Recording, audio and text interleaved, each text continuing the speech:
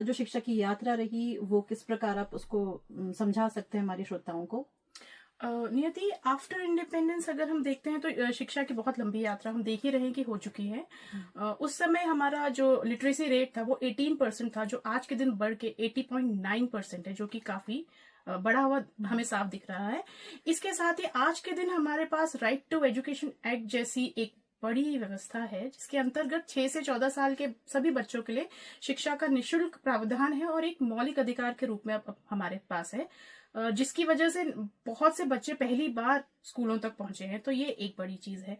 इसके अलावा जो बिल्कुल अभी करंट चीज जिसपे हम बात कर सकते हैं वो है हमारी एनईपी 2020 राष्ट्रीय शिक्षा नीति। उस पर हम बात कर सकते हैं। भारत सरकार का बहुत ही महत्वाकांक्षी प्रोजेक्ट है और लगातार 2020 के बाद से ये चर्चा में बना हुआ है। तो ये वो मुद्दे हैं जिन पर हम, मुझे लगता है कि हम बात कर सकते हैं। जी, अगर हम अपने श्रोताओं को एनईपी 2020 के बारे में और डिटेल में समझाना चाहें तो उसकी एनईपी 2020 की क्या क्या खूबियां हैं, क्या क्या नए फीचर्स वो इंट्रोड्यूस कर रहा है, क्या आप हमारे श्रोताओं को बता सकती हैं? हाँ बिल्कुल नियति, अगर हम एनईपी 2020 के मेजर मुख्य बिंदुओं पे अगर हम फोकस करें तो एनईपी बात करता है अनुभव आधारित शिक्षा पर, स्किल डेवलपमेंट पर, कौशल विकास पर बात करता है। साथ ही विषयों के चयन में स्वतंत्रता की बात करता है कि विद्यार्थी स्वतंत्र हैं कि वो कौन सा विषय पढ़ना चाहते हैं। पहले से विषय जैसे बहुत ही वाटर टाइट कंपार्टमेंट्स में पढ़ाए जाते थे, अब विषयों को चुनने में स्वतंत्रता हमारे विद्यार्थियों के पास है। मल्टी डिसिप्लिनरी अप्रोच के साथ हम आगे बढ़ रहे हैं। साथ ही साथ इंक्लूसिव एजुकेशन एक बड़ा फोकस एरिया है एनईपी का, और यही कुछ एक अर्ली चाइल्डहुड एजुकेशन भी एनईपी का बड़ा फोकस का मुद्दा है। तो ये तो कुछ मेजर पॉइंट्स हैं अनियति जी जिस पे एनईपी आधारित है। जी, मुझे याद है कि इसका जो ऑब्जेक्टिव है एनईपी का, वो एक तरीके से सबके लिए शिक्षा और भविष्य के लिए शिक्षा है। तो जो ऑब्जेक्टिव है वो शायद से फ्लेक्सिबल बनाना और जो दुर्गम क्षेत्रों में जो स्टूडेंट्स हैं उनके लिए भी एजुकेशन को एक्सेसिबल बनाना है। और एक और जो जिस डिवाइड को वो ब्रिज करता है एनईपी, वो जो डिजिटल डिवाइड है, क्योंकि जो अर्बन एरियाज में स्टूडेंट्स को हम देखते हैं वो बहुत ही बचपन से ही वेल वर्स्ड हैं टेक्नोलॉजी से, एआई से, पर जो दुर्गम क्षेत्रों में जो स्टूडेंट्स हैं उनको भी एजुकेशन थ्रू टेक्नोलॉजी मिल पाए, उसको भी ये ब्रिज करता है अपने नए सेलिएंट फीचर्स के जरिए। बिल्कुल बिल्कुल नीति जी, आपने सही कहा। राष्ट्रीय शिक्षा नीति का ये बिल्कुल फोकस है कि शिक्षा को सुलभ बनाया जाए, उसकी रीच बढ़ाई जाए, ज्यादा से ज्यादा लोग शिक्षा पाएं, और उस पूरी लाइफ लॉन्ग लर्निंग की बात करता है एनईपी। तो इस कंटेक्स्ट में मैं कुछ और भी जोड़ना चाहूंगी कि कैसे इसमें हम लोगों की भूमिका, हमारी भूमिका से मेरा मतलब है ओपन एंड डिस्टेंस लर्निंग की या उत्तराखंड मुक्त विश्वविद्यालय की क्या अपनी भूमिका हो सकती है, उस पर हम बात करते हैं। शिक्षा को अगर हम सुलभ बनाना चाहते हैं और ज्यादा लोगों तक पहुंचाना चाहते हैं, रीच बढ़ाना चाहते हैं, या उसे एक लाइफ लॉन्ग प्रोसेस की तरह अगर हम देखते हैं, तो ओपन एंड डिस्टेंस लर्निंग उसमें बहुत बड़ा रोल प्ले करती है। हमारे यहाँ एडमिशन लेने के लिए कोई एज बार नहीं है, कोई भी एडमिशन ले सकता है। तो लाइफ लॉन्ग लर्निंग को सपोर्ट करने के लिए इससे बड़ी बात और क्या हो सकती है। साथ ही जो डिजिटल डिवाइड की बात हम कर रहे हैं या डिजिटल प्लेटफॉर्म्स के थ्रू एजुकेशन प्रोवाइड करने की बात कर रहे हैं, ओपन एंड डिस्टेंस लर्निंग पहले से ही वो कर रहा है। मैं आपका ध्यान थोड़ा आकर्षित करना चाहूंगी कोविड के टाइम पे। जब कोविड ने हिट किया तो ऑल ऑफ अ सडन पूरा क्लासरूम का सिनेरियो ही बदल गया। जहां हम चॉक बोर्ड्स से क्लासेस ले रहे थे, चॉक बोर्ड की जगह स्क्रीन ने ले लिया। रातों रात एक ऐसा शिफ्ट हुआ कि स्कूल्स और फेस टू फेस के जो हमारे विश्वविद्यालय हैं वो उसके लिए तैयार नहीं थे। पर क्योंकि open and distance learning already इस प्रैक्टिस के संग रूबरू था, तो उनके लिए बहुत बड़ी मेजर परेशानी नहीं थी कि कैसे इसको किया जाएगा। बस थोड़ी सी प्लानिंग की जरूरत पड़ी, क्योंकि ओपन एंड डिस्टेंस लर्निंग में वैसे भी हम फेस टू फेस अपने विद्यार्थी के साथ इंटरेक्शन नहीं कर पाते, तो हम बाकी मीन्स का इस्तेमाल करते हैं। तो ओपन एंड डिस्टेंस लर्निंग और एनईपी के गोल्स कहीं ना कहीं अलाइन होते हैं, और उनका बड़ा रोल है शिक्षा के पूरे प्रसार प्रचार। Thank you ma'am. आप ये बता रही हैं कि किस तरीके से ओडीएल पहले से ही प्रिपेयर्ड था ऑनलाइन एजुकेशन के लिए, डिजिटल एजुकेशन के लिए। पर अगर हम एम्प्लॉयबिलिटी की बात करें तो क्या एनईपी इसको भी एड्रेस करती है, एम्प्लॉयबिलिटी को, या फिर स्किल एनहांसमेंट पे भी क्या फोकस करती है एनईपी 2020? नियति जी, आपने बहुत ही वाजिब सवाल पूछा है। जहां तक एम्प्लॉयबिलिटी की बात है, क्योंकि हम सभी एनईपी से इन दिनों गुजर रहे हैं, या हम सबके ओरिएंटेशन हुए उसको लेकर, टीचर्स को भी उसके लिए तैयार किया गया। तो ये तो समझ में आया कि स्किल डेवलपमेंट या कौशल विकास पे तो एनईपी फोकस करता है फिलहाल। तो लगता तो है कि एम्प्लॉयबिलिटी जनरेट होगी या एम्प्लॉयमेंट जनरेट होगा। पर एक चीज जो मुझे कहीं, क्योंकि अगर हम आज शिक्षा दिवस के दिन बैठे हैं और कुछ बातचीत कर रहे हैं, तो मुझे लगता है कि अच्छे पहलुओं को पे बात की जाए, साथ ही कुछ ऐसे प्रश्न भी हमारे पास होने चाहिए कि आखिर इसका आगे क्या होने जा रहा है। क्योंकि पॉलिसी अभी इम्प्लीमेंटेशन के लेवल पे ही है, तो हमें नहीं पता है कि हमें आगे क्या रिजल्ट्स मिलेंगे, वो बात की बात होगी। पर एक प्रश्न जो मेरे दिमाग में है कि हमने मल्टी डिसिप्लिनरी अप्रोच अपना लिया है, जो कि बहुत सही है। विद्यार्थी बिल्कुल स्वतंत्र है वो क्या विषय पढ़ना चाहते हैं। पर क्या जब एक बच्चा उस डिग्री को लेके बाहर जाएगा, वहां रियल लाइफ में उसके लिए क्या जॉब अपॉर्चुनिटीज हैं, वो भी अभी सोचने की जरूरत है, वो भी देखने की जरूरत है। बट हाँ, स्किल्स के लेवल पे जहाँ कौशल विकास की बात है, तो नो डाउट एनईपी कौशल विकास पे बहुत बल दे रहा है, और उससे एम्प्लॉयबिलिटी तो मुझे लगता है जनरेट होगी ही। ओके। ममता मैम, आप एक किताब का जिक्र कर रही थी जो शायद नेशनल एजुकेशन पॉलिसी 2020 के ऊपर लिखी गई है, उसके ऊपर जरा इलैबोरेट करेंगे?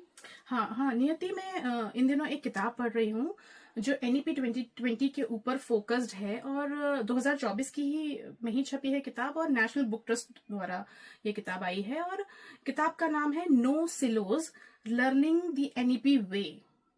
तो ये किताब जब मैंने बुक स्टॉल में देखी, तो पहले तो मेरा कुछ देर के लिए दिमाग ठनका कि किताब का क्या नाम है, नो सिलोज, तो मुझे समझ में नहीं आया। बट मैंने वो किताब अल्टी पलटी और पीछे उसके बारे में कुछ पढ़ा, तो मुझे लगा कि पढ़ी जानी चाहिए, क्योंकि एनईपी के बारे में थी।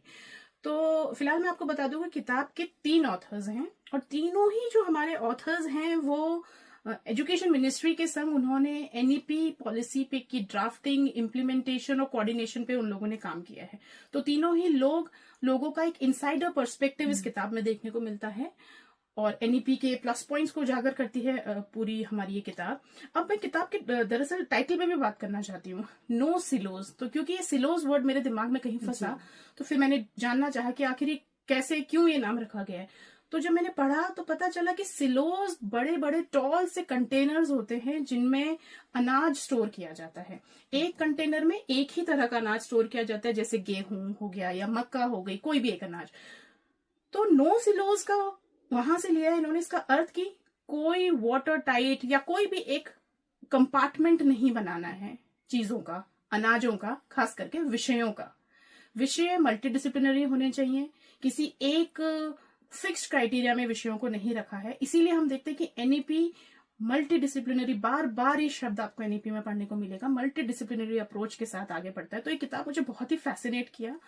मैं इस किताब के अभी बीच में हूँ, खत्म नहीं की। किताब 556 पेजों की है, काफी अच्छी किताब है। तो एनईपी में अगर अभी भी मुझे लगता है हम लोग हमारे ओरिएंट नहीं हुए हैं, तो ये किताब है जिसके थ्रू हम और उसको अच्छी बेहतर तरीके से समझ सकते हैं एनईपी को। Wonderful ma'am. जैसे धीरे धीरे हम इस कॉन्वर्जेशन के एंड पे आ रहे हैं, तो मैं आप चाहूंगी कि आप हमको अपने ओपिनियन दें कि एक टीचर का क्या रोल होना चाहिए एजुकेशन में, क्योंकि हम देख रहे हैं कि किस तरीके से एजुकेशन का जो परिप्रेक्ष्य है वो बदल रहा है, कैसे फेस टू फेस टीचिंग से अब हम ऑनलाइन टीचिंग की तरफ जा रहे हैं। तो बदलते समय के साथ क्या टीचिंग का भी जो ऑब्जेक्टिव्स हैं वो चेंज हुए हैं? नियति जी, क्योंकि शिक्षा शास्त्र सीधे तौर पे मेरा विषय है, मैं इसकी छात्रा हूं, तो मैं टीचर के रोल को लेके मैं अभी भी बहुत ही आशा से भरी हुई। मुझे लगता है कि एक तरफ हम एआई के दौर में हैं, जहां पे बार बार ये डिबेट आ रही है कि क्या एआई टीचर को रिप्लेस कर देगा। But at some point of time obviously AI आपको बहुत सारी इन्फॉर्मेशन एक साथ दे सकता है, प्रोसेस्ड इन्फॉर्मेशन दे सकता है, शायद बेहतर इन्फॉर्मेशन भी दे सकता है। बट जो मुझे लगता है एक इमोशनल टच बोले या एक ह्यूमैनिटेरियन टच जो आपको एक टीचर के होने से मिलता है, वो तो अभी मुझे लगता है कुछ समय तक और रहेगा। और हमें बदलाव, पूरे टीचर को क्या बदलने की जरूरत है या किस तरीके का अप्रोच अपनाने की जरूरत है, उसमें जो हमेशा से कहते हैं कि टीचर एक फिलोसोफर, एक गाइड की भूमिका, हमें लगता है मुझे लगता है कि हमें फैसिलिटेटर की भूमिका में ही रहना है, क्योंकि इन्फॉर्मेशन तो इज एवरीवेयर, इज स्कैटर्ड, बच्चा कहीं से भी कुछ भी पढ़ लेगा। बस आपको एज अ गाइड या फिर एक फैसिलिटेटर के तौर पे वहां पे रहने की जरूरत है। बाकी टीचर को भी ट्रेन होने की जरूरत है नए सिनेरियो के हिसाब से। मुझे लगता है कि अब जब हम देखते हैं कई बार हम भी उन चीजों के लिए रेडी नहीं है, जैसे एनईपी के लिए भी शिक्षक भी पूरी तरीके से तैयार नहीं है, इसलिए शायद अभी तक उनके सेंसिटाइजेशन पे काम चल रहा है, एनईपी को लेके उनके ओरिएंटेशन हो रहे हैं। तो टीचर ट्रेनिंग, जो कि एनईपी भी इस पे फोकस करता है कि टीचर की ट्रेनिंग भी उतनी ही इम्पोर्टेंट है बदलते परिदृश्य के साथ। तो जी बहुत खूबसूरती से आपने ये एक्सप्लेन किया कि किस तरीके से टीचर का जो रोल है एआई के दौर में वो भी बदलते जा रहा है। और मुझे उम्मीद है कि जो हमारे स्टूडेंट्स हैं थ्रू एजुकेशन हम उनको और क्यूरियस बना सकें और क्रिटिकल थिंकर्स बना सकें। इसीलिए आज का दिन भी इतना खास है, नेशनल एजुकेशन डे है, इसीलिए इतना खास है ताकि हमारी जो स्टूडेंट्स हैं उनमें भी नई ऊर्जा आए और उनको ये भी एहसास होगी सिर्फ ऑनलाइन ही आप मतलब एआई ही आपका टीचर नहीं हो सकता है। एक ह्यूमन टच, जैसा आपने बताया, ह्यूमन टच जो टीचर दे सकता है उसको कोई रिप्लेस नहीं कर सकता, उसको एआई या टेक्नोलॉजी नहीं रिप्लेस कर सकती है। साथ ही साथ टीचर को भी अप टू डेट रहना पड़ेगा टेक्नोलॉजी से, और ये एक समंजस में काम हो सकता है, सिम्बायोटिक रिलेशनशिप है ये, अलग अलग आइलैंड्स की तरह काम नहीं होगा। Thank you so much ma'am for this conversation. इस वार्ता के लिए बहुत बहुत धन्यवाद। आपने हमारे श्रोताओं को और मुझे बहुत ही नई इन्फॉर्मेशन दी। Thank you so much and happy National Education Day to all. Thank you so much Niyati ji.